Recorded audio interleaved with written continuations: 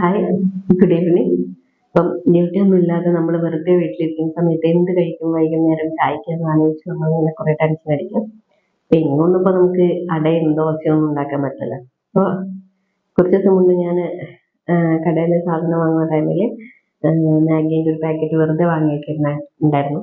പെട്ടെന്നൊരു തിരക്കൊക്കെ വന്നാൽ നമുക്ക് പെട്ടെന്ന് ഉണ്ടാക്കി കഴിക്കണമല്ലോ, അതിന് വേണ്ടിയിട്ട്. അപ്പം ഇന്ന് ഞാൻ എൻ്റെ വൈകുന്നേരത്തെ ചായക്കൊക്കെ കടിയായിട്ട് ഈ മാഗിയാണ്, കുറച്ച് പച്ചക്കറിയും മുട്ടയൊക്കെ പൊട്ടിച്ചെടുത്ത് ഒന്ന് ഉണ്ടാക്കി നോക്കിയിട്ടുണ്ട്.